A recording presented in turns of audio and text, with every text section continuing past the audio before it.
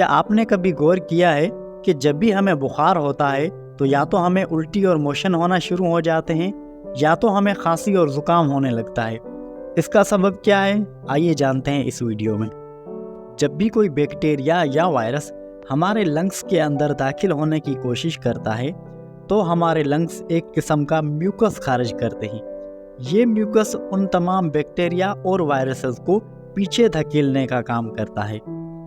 इस सूरत में ये म्यूकस हमारी बॉडी से खांसी और ज़ुकाम की सूरत में खारिज होती है। उल्टी और मोशन का रीज़न जानने के लिए पिन कमेंट में वीडियो मौजूद है।